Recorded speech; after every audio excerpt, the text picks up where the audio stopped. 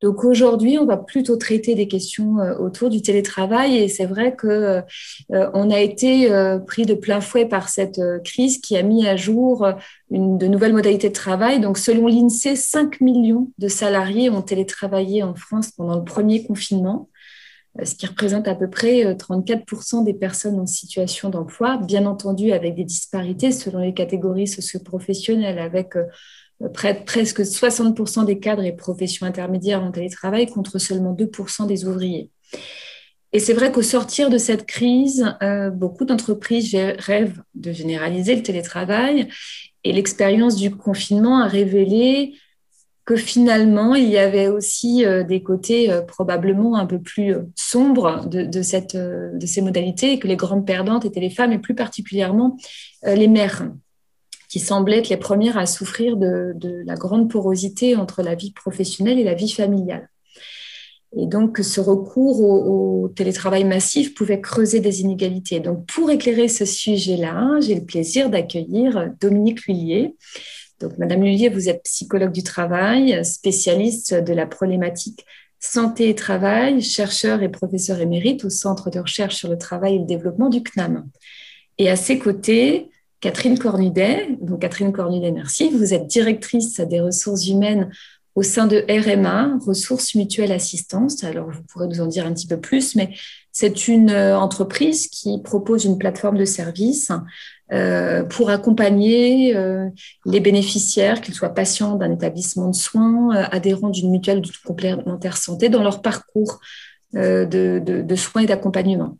Donc, voilà. Et peut-être sans plus tarder, une première question vers Madame Lhuillier, peut-être pour reposer un petit peu le cadre plus global du télétravail, parce que c'est vrai qu'avant même cette question liée à la crise sanitaire et au confinement, on pouvait penser que le télétravail, parce qu'il réduisait les déplacements, il réduisait donc la fatigue, était un vrai avantage au regard de la santé. Donc, qu'en est-il vraiment? Est-ce que, voilà, quels sont les salariés qui en faisaient la demande, qui en font la demande? Voilà, comment est-ce que ça s'organise selon les secteurs? Peut-être qu'on pourrait vous entendre quelques minutes sur ce sujet-là d'abord. Merci. Merci beaucoup. Euh, Peut-être, effectivement, c'est intéressant de recontextualiser les choses parce que le télétravail en situation pandémique et le télétravail tel qu'il pouvait être mis en place antérieurement n'ont pas grand-chose à voir quand même, hein. Donc, je pense qu'il faut prendre en compte la situation globale pour comprendre le rapport entre santé, télétravail et plus spécifiquement genre, c'est-à-dire dans une comparaison homme-femme. Euh, dans, dans le, dans le contexte actuel, la première inégalité, c'est pas seulement l'inégalité par rapport aux conditions de travail, hein. Vous disiez, les uns travaillent sur site, c'est plutôt les ouvriers, les employés, plutôt les cadres qui font du télétravail. Euh, il y a aussi des inégalités face à l'emploi. Et je pense que c'est très important parce que c'est pas indifférent si vous voulez travailler en télétravail à domicile, donc dans un statut d'emploi sécurisé ou dans un statut d'emploi précarisé. Or, on sait que les femmes sont les premières exposées à la précarité. Si on prend simplement la fonction publique, les contractuels dans la fonction publique, à 67%, ce sont des femmes. Euh, le climat, si vous voulez, de travail importe tout autant que le poste et la conception ergonomique du poste de travail, bien sûr. Donc, il ne faut pas sous-estimer cette affaire. Parmi les femmes qui étaient en emploi en mars 2020, 2 tiers aujourd'hui travaillent encore. Alors que chez les hommes, ce sont les 3 quarts des hommes qui travaillent encore. Vous voyez? Donc la question de la perte d'emploi importe beaucoup.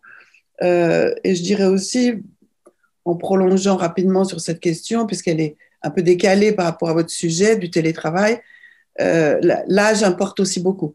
Quand on voit que dans les PSE aujourd'hui, ce sont les plus de 50 ans qui sont privilégiés, si je puis dire, dans les processus de sortie d'emploi, de licenciement, on sait la grande difficulté pour des femmes de plus de 50 ans de retrouver du travail. Alors, si on revient maintenant sur la question du télétravail, je vais pas... Avant le confinement, environ 3% des salariés pratiquaient le télétravail, au moins un jour par semaine. C'est très peu. Euh, et 61% de ces 3% étaient des cadres. Avec la crise sanitaire, bien sûr, le télétravail, et y compris le télétravail exclusif, a beaucoup, beaucoup augmenté. De manière à peu près équilibrée d'ailleurs pour les hommes et pour les femmes. Hein. C'est 23% des femmes et 20% des hommes à peu près. Hein. Bon, alors maintenant la question c'est comment travaille-t-on à domicile? Certains d'ailleurs récusent le fait qu'on parle de télétravail, mais plutôt de travail à domicile. Pourquoi? Parce que le télétravail correspond à des accords, à des définitions, à des modalités d'accompagnement, à des modalités de formation. Il est conclu sur la base du volontariat. Bon, on est loin de ce qu'on connaît aujourd'hui. Hein. Donc, on peut dire que c'est un télétravail bien souvent mis en place en mode dégradé, dans l'urgence. On peut comprendre, hein, mais il faut reconnaître quand même que les conditions d'anticipation, préparation, organisation n'étaient pas au rendez-vous. Et les possibilités, donc, pour chacun, d'auto-organiser cette nouvelle manière de travailler diffèrent beaucoup. Diffèrent beaucoup suivant d'abord les zones d'habitat. On sait, je vais prendre l'exemple de la région parisienne, parce que c'est presque une caricature, tant le nombre de mètres carrés est réduit pour tout le monde ici. Les ressources économiques importent beaucoup, mais aussi, bien sûr, le sexe, puisqu'on sait que 25% des femmes en télétravail ont une place dédiée pour travailler à domicile, alors que 41% des hommes ont cet espace de travail.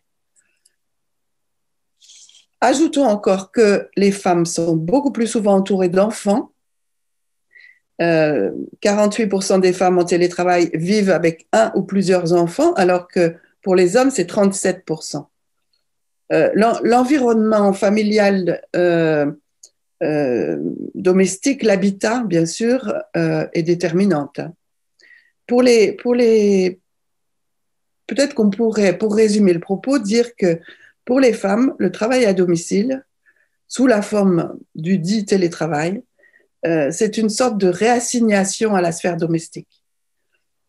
On observe qu'en télétravail, le temps passé aux activités domestiques, familiales, parentales augmente. Du même coup, la charge mentale s'accroît. Le double travail des femmes, le travail productif et le travail reproductif, c'est pas nouveau. Ce qui est nouveau, c'est la dilution, l'effacement des limites spatio-temporelles qui différenciaient ces deux sphères d'activité. C'est dans un même espace qu'il va falloir tenir de front les deux. Et ça, c'est drôlement compliqué parce que ça suppose une auto-organisation de son temps, de ce double travail, quel est le temps pour ce genre d'activité, ce genre de tâche, quel est le temps pour, etc., etc. C'est la reconstruction permanente des conditions de travail dans l'espace domestique. On quitte le bureau, le lendemain matin, on retrouve le bureau. À domicile, ce n'est pas du tout le même scénario. Il faut tous les jours reconstruire son espace de travail quand on n'a pas d'espace dédié. Or, on a vu que c'est la majorité des cas. Et ça suppose un apprentissage. Ça suppose un apprentissage, cette auto-organisation de son propre travail qui est très variable suivant les catégories socio-professionnelles, suivant les classes sociales aussi. Plus vous avez une trajectoire professionnelle où on a essentiellement attendu de vous que vous vous conformiez aux prescriptions, autrement dit, moins on a cherché à développer vos capacités d'autonomie et d'initiative, plus en situation de télétravail, la situation va être compliquée. Parce que là, il va falloir être autosuffisant pour une bonne partie de vos tâches, pour les gérer, les organiser, prendre l'initiative d'aller chercher de l'aide, d'aller chercher de l'information, etc. L'idée que en termes de santé, en télétravail, la principale faille, c'est le défaut des autres. C'est le défaut des collectifs de travail, le défaut des collègues, le défaut de tout ce qui se loge dans les liens informels au travail. Parce que bien sûr, on a multiplié les voies substitutives pour maintenir le lien, faire circuler l'information, et les Zooms, et les WhatsApp, et les dossiers, et les mails, bon. En même temps qu'on ne peut pas sous-estimer la part essentielle dans le travail des liens informels, qui sont des liens affectifs, des liens cognitifs. C'est par ces liens qu'on obtient de l'information, des conseils, la transmission d'informations. C'est des liens sociaux, c'est des liens qui aident à l'insertion, par exemple. C'est des liens qui aident aussi à la confirmation de la validité des manières de faire ou des résultats obtenus. C'est des liens qui sont fondamentaux parce qu'ils entretiennent continuellement des formes de compensation aux limites des liens formels. Ce qu'on remarque aussi, c'est que les dispositifs visio, là, comme celui qu'on connaît en ce moment même, mettent en scène des échanges. Ils mettent en scène des corps, en l'occurrence une partie seulement du corps.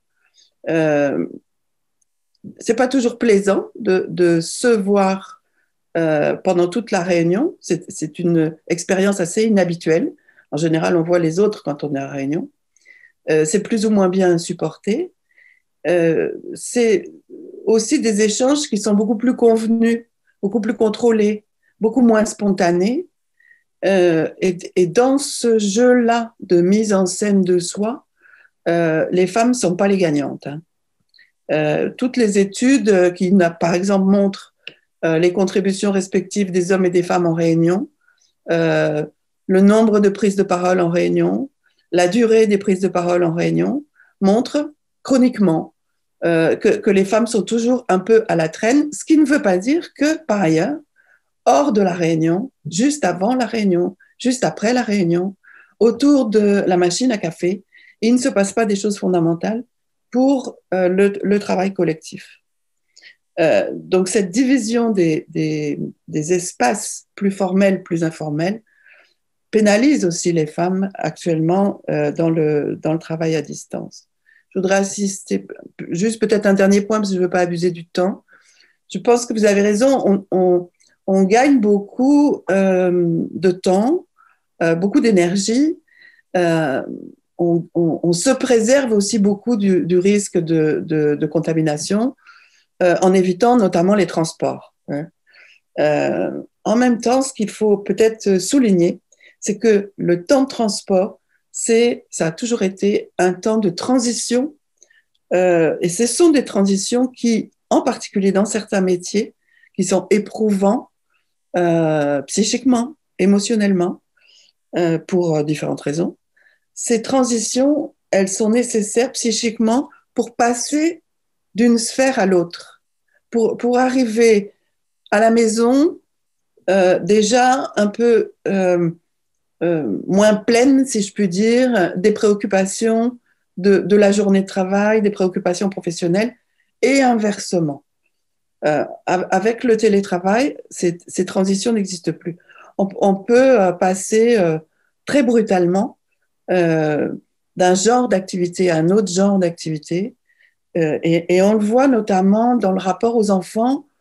Il peut y avoir des tensions. D'ailleurs, on peut dire que les tensions peuvent, d'une manière plus générale, toucher toute la sphère familiale. On a vu les violences faites aux femmes et aux enfants.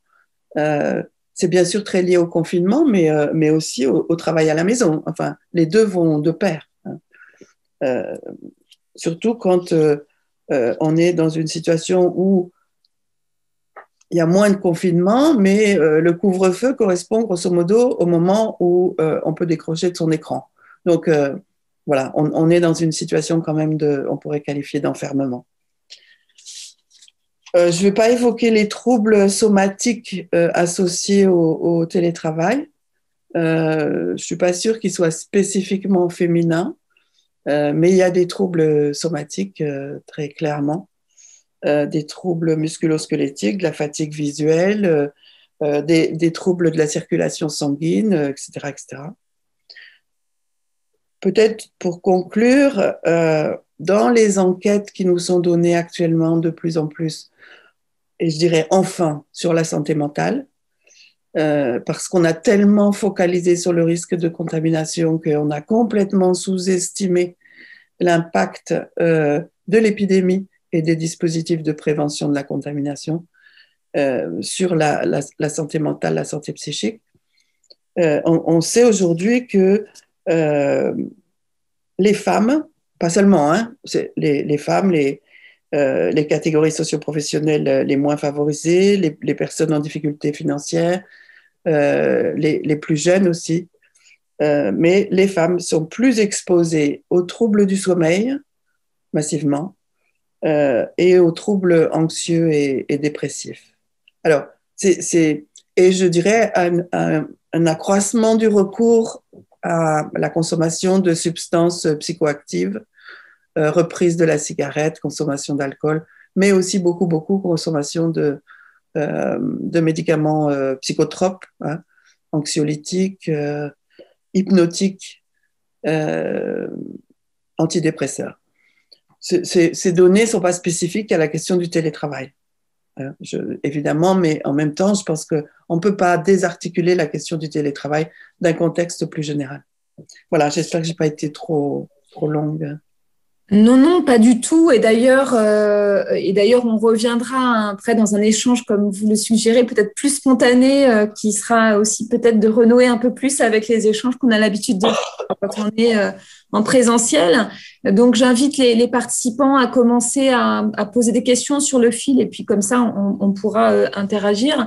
Catherine Cornudet, je vous ai vu sourire plusieurs fois parce que je pense que dans plusieurs éléments qu'a cité Dominique Lhuillier, ça faisait beaucoup résonance avec ce que vous vivez, ce que vous réfléchissez aujourd'hui à RMA.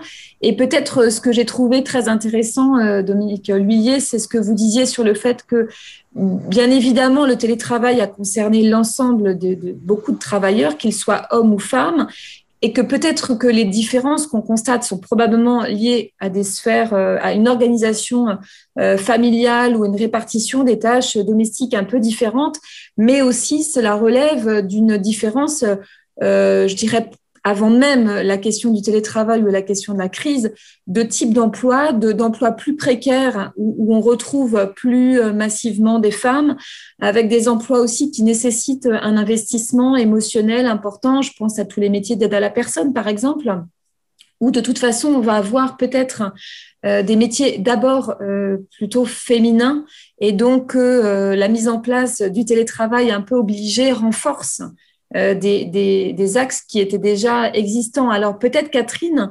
Cornudet, RMA est une entreprise qui a toujours, depuis sa création, travaillé très spécifiquement la question de la qualité de vie au travail, de la politique RSE.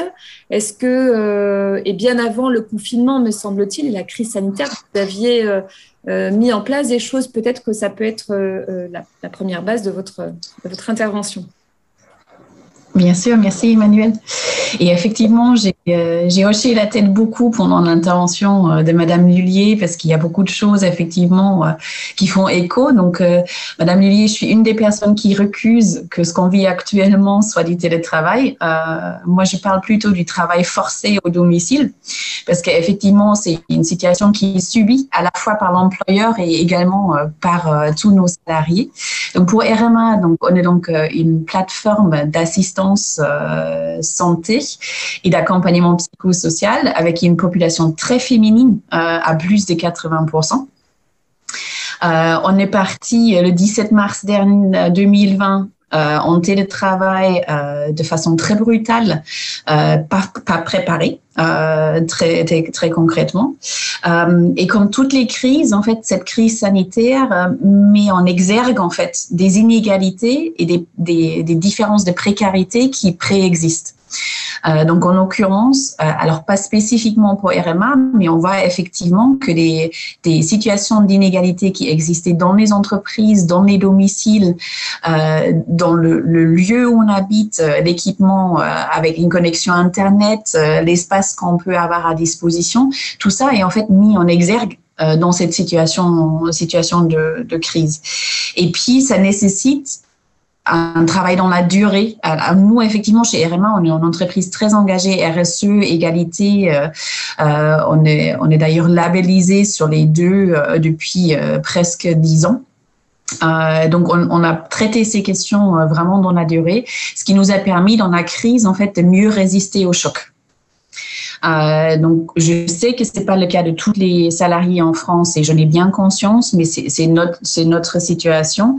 Si on n'a pas déjà des dispositifs en place pour gérer les inégalités entre les femmes et les hommes, on ne peut qu'avoir conscience de ce qui arrive aux femmes dans l'entreprise et essayer de mettre en place des mesures correctives. Mais je pense que l'important, c'est de faire ce travail dans la durée, même après, une fois qu'on sort de la crise sanitaire, et j'espère que ça serait très bientôt. Donc, pour vous parler un peu de l'approche que nous, on a mis en place chez RMA, donc, on est une entreprise qui croit dans l'égalité des chances, que ce soit l'égalité femmes-hommes, d'origine, de métier, d'handicap ou pas. On met en œuvre cette égalité des chances à la fois dans le recrutement, en recrutant plutôt des personnes et le potentiel qu'ils ont plutôt que le diplôme, le parcours, l'expérience parfaite qu'on cherche. Et en donnant aussi une chance en fait à ceux qui ont un parcours moins parfait.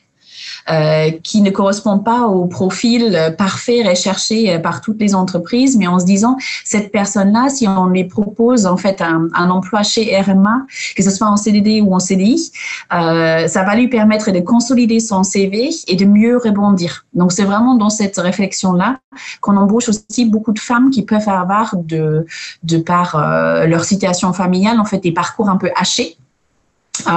Et qui leur pose difficulté sur le marché de l'emploi. On le met également en œuvre dans les évolutions de mon entreprise. Donc, toutes les créations et ouvertures de postes chez RMA sont d'abord proposées en interne et uniquement ouvertes à l'extérieur quand on ne trouve pas la compétence ou la personne adaptée en interne.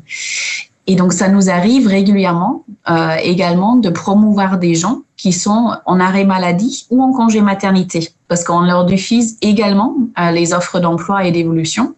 Et ça nous permet en fait de nous assurer que les femmes qui sont en congé maternité ne soient pas pénalisées dans leur évolution dans l'entreprise.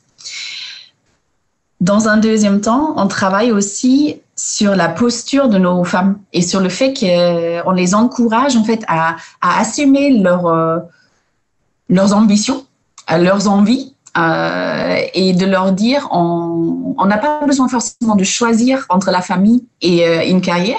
On peut tout à fait les combiner pour autant qu'on s'organise et qu'on tombe sur un employeur qui veut bien faire la démarche avec la femme. Donc, on fait très attention, par exemple, dans notre plan de formation, de respecter la représentativité des sexes. Donc, je vous disais, on est à 80% de femmes dans l'entreprise. Donc, notre plan de formation, il reflète cette répartition-là. Et donc, du coup, on essaye aussi des femmes qui ont un peu plus de mal à se positionner dans la posture du manager, du dirigeant, en les formant sur la gestion des émotions des autres, parce que les femmes n'ont pas de problème de gestion d'émotions.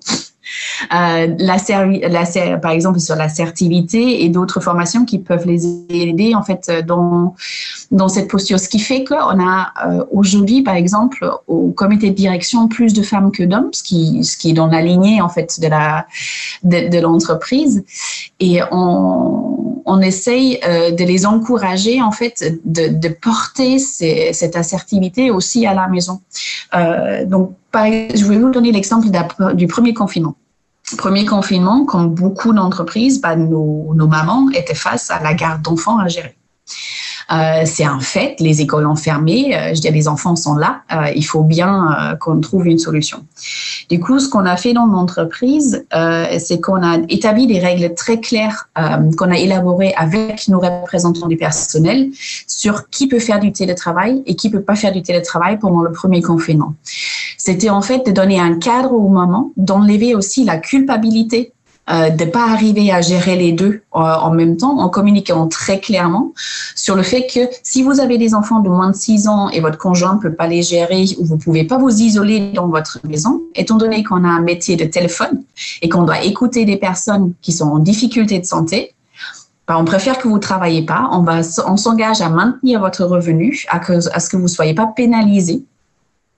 Et on vous engage également à ne pas tenir compte de cette absence dans l'évolution de carrière, dans les promotions, dans les entretiens de fin d'année. Donc, c'était vraiment une démarche très consciente de se dire, on sait qu'on a des mamans, on sait qu'elles doivent gérer les enfants et on ne doit pas les pénaliser pour autant. Les parents qui travaillaient, et là j'inclus les hommes, on leur a proposé 1 heure de pause déjeuner supplémentaire sans perte de salaire pendant le premier confinement pour leur permettre en fait d'accompagner les enfants, d'être un peu plus présents et de soulager le conjoint qui gère les enfants. Voilà, et on a également travaillé avec nos managers, bien sûr, sur les moments d'échange informels, comment on peut les convertir, mais on est tous arrivés au même constat, qu'on est une entreprise qui n'est pas prête à passer en 100% télétravail, qu'on a besoin de se voir. Et si je peux tirer une leçon positive de ce confinement, c'est que les gens ont envie de revenir au travail, ont envie de revoir les collègues. Justement, là, vous abordez la question de la sortie de crise. On est dans une situation un peu exceptionnelle avec des configurations exceptionnelles. On commence à percevoir des évolutions aussi de certaines entreprises qui finalement vont profiter un peu de cette aubaine-là pour accélérer les transformations. On en avait parlé au moment de la préparation. Donc là, les collègues ont envie de revenir au travail, mais on ne peut pas passer non plus. Voilà, j'imagine que ce retour aussi s'accompagne. Donc, comment est-ce qu'il est travaillé? Comment est-ce qu'il est changé? Vous faisiez notamment allusion à des évolutions où des gens qui étaient plutôt en bureau individuel demandent un retour aux espaces collectifs.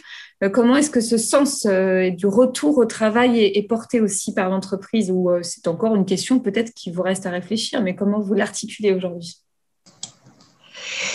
Comme le disait Madame Lhuillier, on est face, comme beaucoup d'entreprises, à des salariés qui, depuis le deuxième confinement, donc depuis le mois de novembre, ressent en fait plus de stress, plus de fatigue mentale, qui sont en difficulté de santé, que ce soit physique ou morale. Donc, on fait face à ce même phénomène et malgré toutes les mesures qu'on a pu mettre en place, et je pense que c'est important aussi de dire entre responsables dans ou des entreprises, on a testé plein de choses et il y en a qui ont marché et il y en a qui n'ont pas marché et c'est pas grave.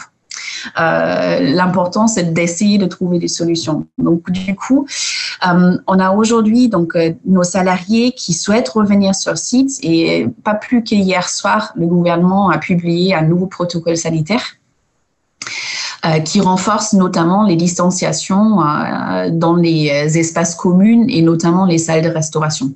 Ce qu'ils disent, c'est qu'un tiers des nouveaux cas positifs à la Covid vient des salles de restauration dans les entreprises et on savait que c'était notre point, c'est notre problématique, elle est là. C'est pas tellement dans les bureaux et dans les salles de réunion, mais c'est vraiment dans les espaces de pause. Du coup, on a aujourd'hui un positionnement qui est hyper délicat vis-à-vis de nos salariés parce que d'un côté, on a une obligation légale et une obligation de résultat de protéger la santé des salariés et comme disait Madame Lhuillier, mais qui suis-je moi, DRH ou chef d'entreprise, pour décider ce qui est plus important? Est-ce que c'est la santé physique, donc l'infection au virus, ou la santé mentale de mes collaborateurs? Et ça, c'est une question qui est très délicate, je trouve, pour nous, entreprises, parce qu'on commence à vraiment rentrer dans la sphère privée des salariés. C'est une sphère qu'on n'a pas l'habitude en fait de côtoyer et notamment nos managers de proximité se sentent démunis en fait à gérer ces problématiques de santé mentale dans l'entreprise. Donc du coup, chez RMA, on a travaillé sur 3 aspects. Dans un premier temps, on a laissé le choix aux managers de proximité, après entretien avec les salariés qu'ils encadrent, de leur proposer de revenir sur site entre 1 et 5 jours par semaine pour des raisons d'RPS, donc risques psychosociaux, ou TMS, des troubles musculo-squelettiques. Parce que l'idée, c'est pas non plus d'insister que sur la pandémie et d'ignorer en fait tous les autres problèmes de santé que peut avoir un salarié.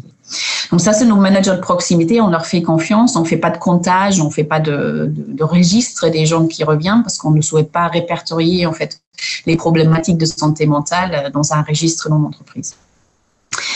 Donc ça, c'est la première chose. La deuxième chose, c'est qu'on réfléchit à la sortie de crise et à comment redonner un sens à l'entreprise, parce qu'on s'est bien rendu compte depuis 1 an qu'on peut finalement faire notre travail plus ou moins bien à distance.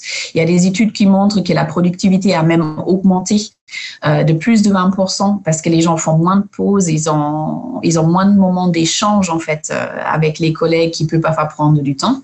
Et ça concerne notamment les femmes. J'ai beaucoup de collègues qui me disent, mais tu sais, finalement, je gagne un peu en efficience dans ma gestion de la maison parce que je peux lancer une machine de lessive le matin et puis je l'attends dans la pause café et puis je gère en fait sur les temps de pause les tâches de la maison. Et je leur dis toujours, mais oui, mais attention, ces moments de pause, c'est aussi une pause pour votre tête, mais aussi pour vos yeux, voilà, c'est bien de faire de l'activité physique, mais si ça peut être une marche dans le jardin plutôt que faire la lessive, c'est aussi bien. Et on a de la chance, donc nous on est basé à Nantes, donc on n'est pas dans une grande agglomération. On a beaucoup de salariés qui ont quand même des terrasses ou des espaces verts pour sortir. Et on a des gens qui veulent revenir sur site. Mais je sais que j'ai des collègues sur Paris notamment qui ont des collègues qui disent finalement pourquoi je reviendrai à Paris, pourquoi je ferai 2 heures de trajet pour venir travailler si je peux le faire de la maison. Donc je pense qu'il y a un travail à mener dans toutes les entreprises sur c'est quoi le sens de venir au bureau. C'est quoi l'aménagement qu'on veut donner à cet espace-là. Et ça, effectivement, Emmanuel, c'est des retours qu'on a de nos salariés qui, avant la pandémie, effectivement, ont préféré avoir des bureaux individuels ou maximum à 2, qui nous disent, demain, en fait, quand je viens au travail, ce que j'aimerais, c'est des espaces informels d'échange, des bureaux plus grands où je peux me mélanger avec des collègues parce que on a déjà pérennisé, nous, le télétravail après le premier confinement. Donc, on a fait des ateliers de débriefing avec tous les salariés sur comment ils ont vécu le premier confinement, c'était quoi les avantages, les inconvénients, les succès et les échecs qu'on a vécu et comment on impacte ça sur notre télétravail dans la durée. Et donc, du coup, on sait que demain, on ne sera plus jamais tous ensemble le même jour sur le même site. Donc, il faut qu'on change notre organisation et qu'on s'adapte à la fois dans nos façons de communiquer, de partager de l'information, mais également sur comment on aménage en fait les espaces de travail. Donc ça, c'est un travail qui nous reste à faire. Et on a également travaillé avec nos managers sur un renforcement de leurs compétences, notamment en matière de détection des risques psychosociaux, de gestion des salariés en difficulté et également sur les biais qu'on peut avoir en recrutement sans vouloir, de par notre éducation et notre culture. Mais la différence peut-être entre la situation d'avant, pendant la crise et celle que vous commencez à travailler, c'est la question du choix. Dominique Lhuillier, vous le disiez tout à l'heure, il y a une différence entre les télétravail qui étaient choisis et régulés par des accords, par un contrat. En tout cas, il y avait un cadre qui était aussi choisi par le salarié, avec ce qu'on pressent sur certaines branches, certaines entreprises de télétravail un petit peu forcé. Là, à RMA, vous restez bien dans cette question du télétravail choisi, dans un cadre qui peut peut-être être rénové, mais en tout cas avec quand même un espace de choix important qui permettrait à des collaborateurs en difficulté ou qui n'auraient pas les conditions acceptables à la maison, acceptablement, mais conditions confortables à la maison, de pouvoir choisir de travailler dans l'entreprise. Tout à fait, on n'imposera pas le télétravail. Ça doit rester un choix et on a clairement des salariés qui, depuis 1 an, donc, travaillent à leur domicile, qui nous disent dès qu'on peut, j'arrête, je ne veux plus. Et puis, on leur laissera également le choix de revenir sur cette décision parce que rien n'est jamais gravé dans le marbre et il n'y a que les imbéciles qui changent jamais d'avis. Donc, si maintenant, à la sortie de la crise, ils ne souhaitent pas faire du télétravail et puis 3 mois plus tard, ils le souhaitent, il n'y a aucun problème. Mais on ne l'imposera effectivement pas parce qu'il faut que ça reste un choix du salarié pour vraiment, il en sort des bénéfices à la fois sur le temps de trajet, les côtés plus pratiques, mais aussi psychologiquement. Madame Lhuillier, peut-être rebondir un peu aussi sur cette question. Alors là, je vois aussi dans le chat Dominique Fauchard qui insiste sur cette question de la reprise où, voilà, est-ce que ça ne va pas être des tentatives pour en tout cas certaines entreprises de sacraliser des choses qui finalement ne sont pas bénéfiques pour les salariés, mais au-delà de ça, de renforcer les inégalités qui existaient déjà, notamment auprès d'une certaine catégorie professionnelle et sur certains métiers très féminins. Comment est-ce que vous voyez un petit peu cette sortie ou est-ce que vous avez déjà des éléments? Alors peut-être que la prise de recul est un peu courte parce qu'on est encore dedans, mais on voit bien que là, les choses avancent finalement avec un petit peu d'anticipation.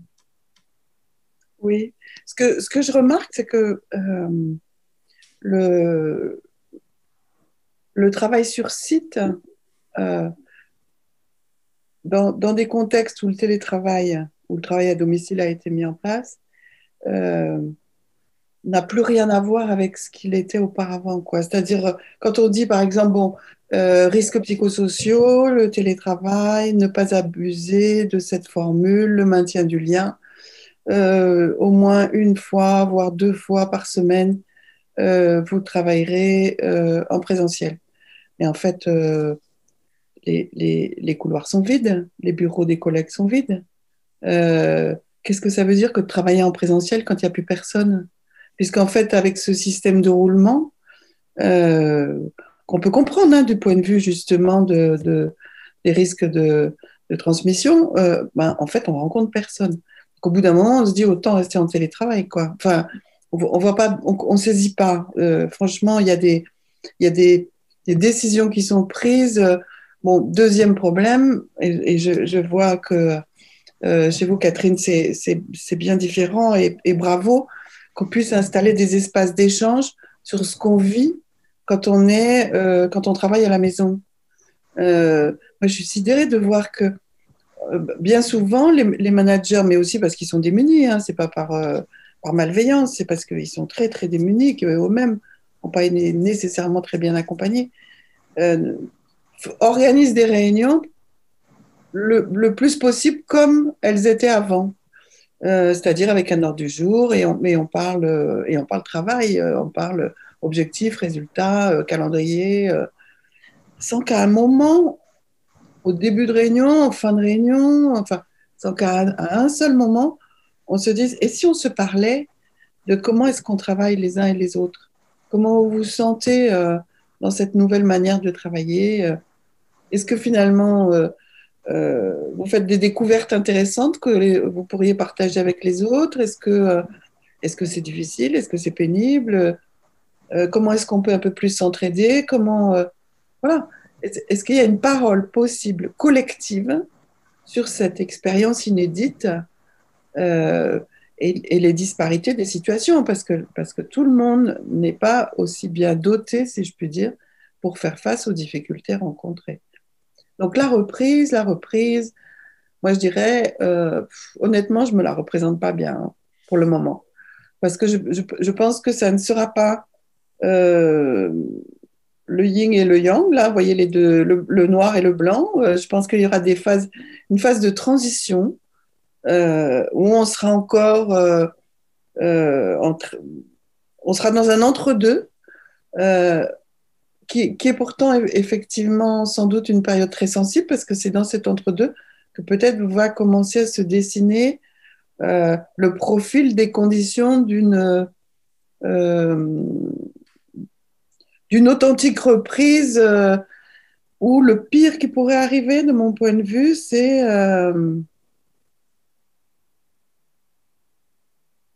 il nous faut redresser l'économie. Point final. C'est-à-dire, il nous faut redresser l'économie, c'est-à-dire que finalement, l'objectif essentiel, ça va être le retour à une productivité démultipliée, sans beaucoup d'attention aux ressources humaines, pour reprendre cette formule consacrée, aux traces de ce trauma collectif, aux traces de cette perte de lien aux autres ou cette plus grande distance créée dans le rapport aux autres au plan de la sphère professionnelle. Je crois qu'il y aura un gros boulot de reconstruction de la confiance, de l'alliance, de la sécurité. Je pense que le marché du travail va être sinistré. Et je vois que Pôle emploi recrute massivement des conseillers. Ils savent ce qui va se passer. Donc, vous voyez, je ne sais pas si, du coup, le débat, il est vraiment sur la question du télétravail. On peut le circonscrire sur la question du télétravail et se dire, est-ce qu'il y a des entreprises qui vont en profiter pour se débarrasser des loyers, des bureaux et mettre tout le monde en télétravail parce que, du coup, il y a des économies d'échelle évidemment importantes qui peuvent se faire. Ce serait catastrophique, mais ça se fera sans aucun doute dans certains secteurs, oui. D'autres auront compris le risque pour la qualité du travail, le risque pour la santé des salariés.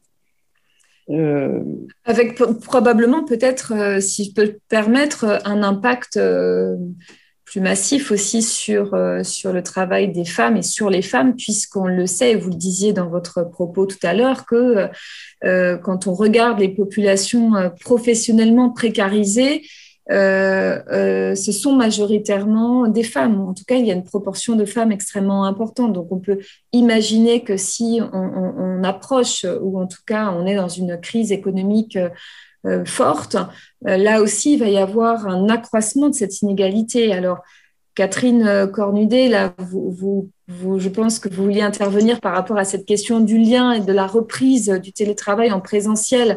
Si c'est pour se retrouver dans des couloirs vides, effectivement, ça n'a pas d'intérêt. Mais peut-être que, et vous êtes une entreprise particulièrement féminine, donc le problème se pose peut-être différemment. Mais c'est vrai que ce dont on essaie de se prémunir aujourd'hui, et quand même ce qu'on craint, c'est qu'on assiste à un renforcement de cette inégalité qui est déjà présente, qui est déjà vécue dans un certain nombre de sphères. Autant, effectivement, quand les salariés me disent je voudrais revenir pour voir du monde, je leur dis clairement c'est pas la bonne solution parce qu'il n'y a pas du monde sur site. Par contre, pour certaines personnes et notamment certaines femmes, c'est aussi quitter alors soit un logement dans lequel elles vivent seules avec des enfants et qu'elles ont besoin de juste avoir un environnement professionnel où justement on ne confond plus l'espace de travail avec l'espace de vie. On a dû malheureusement aussi face à des situations de violence au domicile où le retour sur site permet aussi à la femme de respirer, de se sentir en sécurité. Donc, dans certains cas de figure, il peut y avoir un intérêt accru. Après, je pense que la leçon que nous, on en a tirée de cette année qu'on vient de passer, c'est on ne reviendra jamais en arrière. Il faut être honnête avec nous et les salariés que à la sortie de la crise, on ne retrouvera pas les situations de travail de février 2020. Le monde a profondément changé. C'est les conséquences, les traumatismes, mais aussi les aspects positifs de ce qu'on vient de vivre. On va les voir dans la durée et pas tout de suite. Et il faut qu'on s'habitue en fait à vivre d'autres épisodes pandémiques qui vont, je pense, devenir une constante dans notre vie. Et donc, il faut qu'on travaille avec nos salariés, mais même en tant que personne privée, sur la résilience.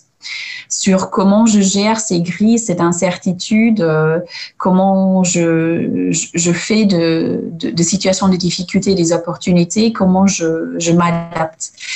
Et au-delà de ça, j'encourage tous les gens qui me posent la question au dialogue avec les salariés pour bien comprendre les besoins, avec les représentants du personnel pour leur laisser aussi une place dans la construction de l'organisation du travail à venir. Mais ça veut dire que là même où vous réfléchissez dans votre entreprise et dans d'autres entreprises aussi sur la question du sens du travail, hein, qu'il soit en présentiel ou à distance, pour les femmes particulièrement, à l'image de ce que vous disiez au début, Madame Lhuillier, sur le fait que de sortir de la maison était et d'intégrer la sphère professionnelle était pour les femmes un peu une libération et en tout cas un lieu d'épanouissement. Ça veut dire qu'on va devoir probablement construire d'autres formules d'épanouissement et de se considérer que les modalités qu'on connaissait et qui permettaient probablement d'être un lieu de renforcement de son identité en dehors de celui de la maison va peut-être devoir être travaillé autrement pour les femmes particulièrement qui sont quand même encore aujourd'hui celles qui prennent la plus grande charge dans l'organisation domestique, familiale. Donc, on a quand même ce travail de rééquilibrage à continuer et au-delà même de cette question du télétravail. Oui, mais de ce point de vue-là, je dirais que on revient au constat initial, quoi. C'est-à-dire que la pandémie a révélé et aggravé des problématiques existantes et notamment des inégalités. Mais la question du sens, la question de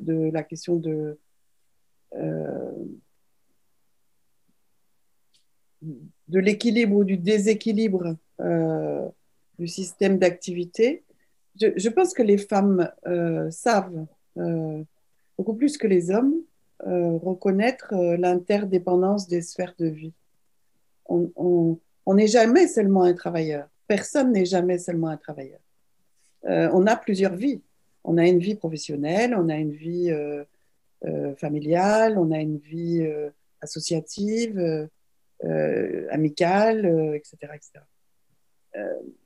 Le clivage entre ces différentes sphères de vie est quelque chose d'assez genré, quoi. C'est-à-dire les hommes semblent plus aisément penser que quand ils sont au travail, ils sont au travail et ils ne sont qu'au travail et que le reste n'existe pas. Les femmes savent très bien ce que ça veut dire que d'être au travail en pensant que on n'a pas pu amener le petit à l'école ce matin parce qu'il avait de la fièvre, donc il a fallu trouver un plan B au dernier moment. C'est d'ailleurs la raison pour laquelle on est arrivé un peu en retard, mais ouf, heureusement, on a trouvé. Maintenant, la question qui se pose, c'est à quelle heure on va pouvoir sortir pour pouvoir, vous voyez, c'est-à-dire d'avoir dans la tête la coexistence de préoccupations qui relèvent de sphères différentes et ce qu'on appelle la charge mentale aussi. Ça c'est quelque chose qui j'ai envie de dire, est chronique et peut-être démultiplié dans les situations de famille monoparentale où la femme assure tout et tout. C'est-à-dire qu'elle est à la fois le père, la mère, celle qui ramène le salaire à la maison, celle qui travaille bien sûr, mais celle qui aide à faire les devoirs, etc., etc. Je pense qu'on sous-estime, mais totalement, ce que ça signifie que de conduire une vie professionnelle et être en même temps en charge d'enfants, et notamment quand on vit seul avec ses enfants. Et ce sont quand même des situations qui sont de plus en plus fréquentes. Hein, on le sait. Il y a des évolutions au plan du design familial.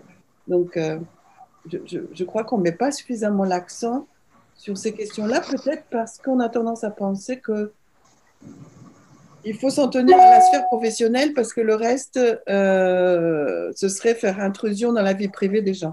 Un peu comme sur les problèmes de santé. et notamment les problèmes de santé mentale. Il y a tellement de malaise par rapport à la problématique santé mentale qu'on se dit, oh là là, non, là, je vais pas, c'est trop délicat, quoi. C'est trop délicat, j'y vais pas. Mais sauf que la santé, c'est pas une affaire privée.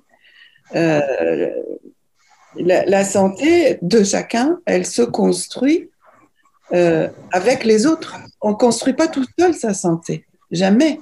On a besoin des autres pour construire sa santé.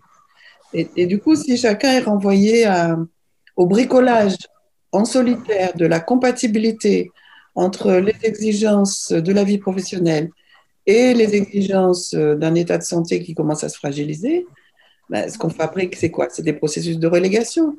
C'est ce qu'on connaît bien et ce qui se fabrique de plus en plus, c'est des processus de désinsertion professionnelle.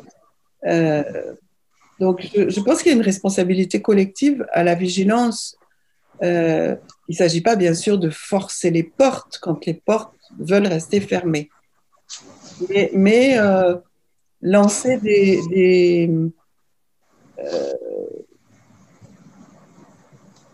lancer des signes qui permettent à chacun de comprendre que s'il ne s'agit pas d'être intrusif, il s'agit en aucune manière de privilégier le déni.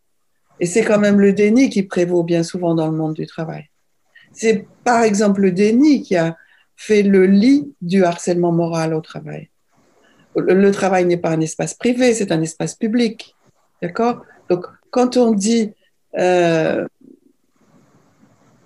X personne a pu être dans la maltraitance vis-à-vis de telle autre personne, mais que personne n'était au courant et qu'on n'a rien vu, même chose pour le harcèlement sexuel, je dis non, c'est pas possible. C'est pas possible.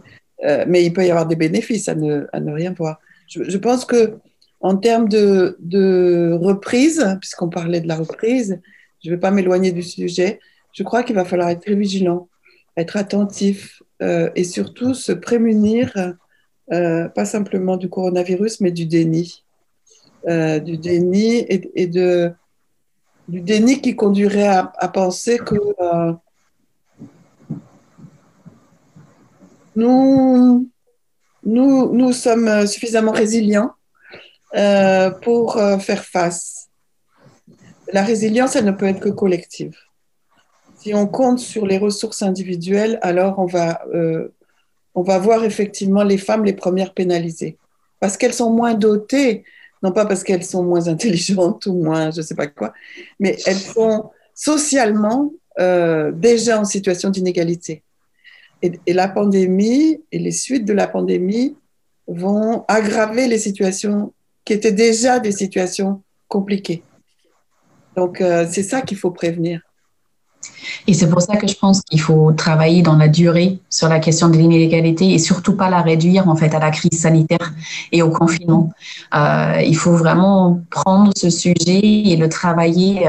Alors certes au niveau de la société, parce que ce que vous dites, Madame Lullier, c'est juste. On a une répartition de la charge de la gestion de la famille traditionnellement qui pèse plus sur la femme.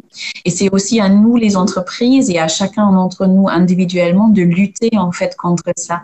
Et c'est pour ça que, par exemple, chez RMA, on a décidé en fin de l'année dernière de mettre en place un congé paternité d'1 mois et demi.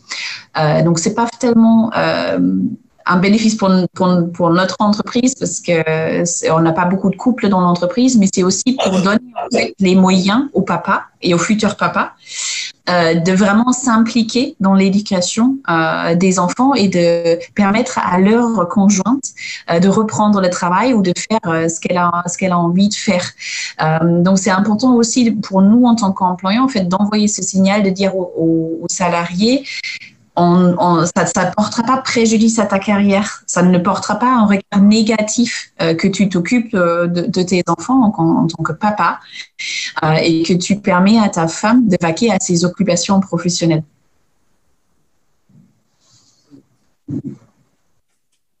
On aura tous envie d'aller travailler à RMA, en fait, c'est ça. Tout n'est pas rose pour autant, mais on essaye.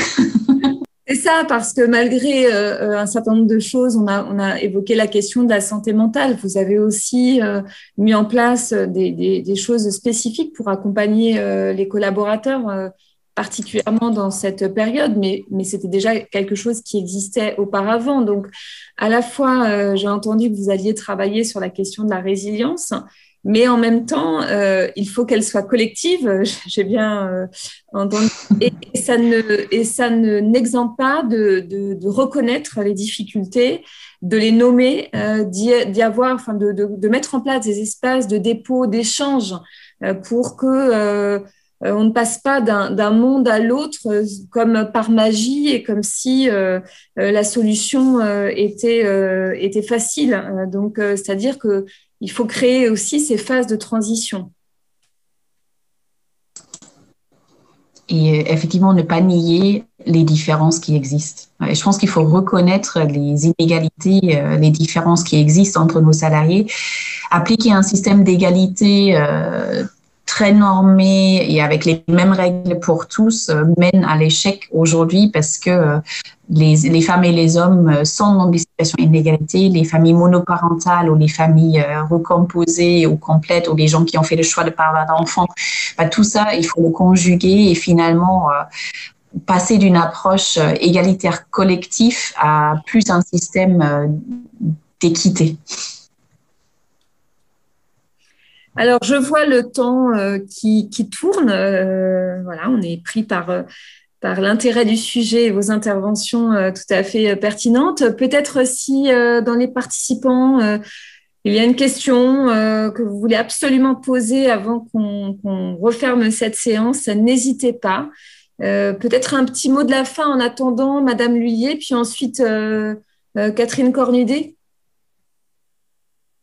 Ce sera peut-être pas le mot de la fin s'il y a une question, mais en tout cas, voilà, qui permettra de clore quand même cette session. Oui, mais difficile le mot de la fin sur un sujet aussi énorme.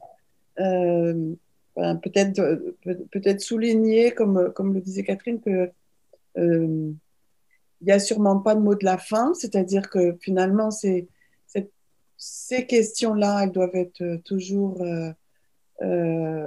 au programme. Elles étaient d'une grande actualité, elles sont d'une brûlante actualité, elles vont continuer à être d'une brûlante actualité. Favoriser autant que possible les espaces d'échange, de réflexion sur la question du genre, la question des inégalités hommes-femmes au travail, sans doute aussi jamais sous-estimer le fait que ces inégalités-là se tricotent toujours avec des inégalités sociales. La femme, non. Les femmes, oui. Il y a des situations sociales de femmes extrêmement contrastées.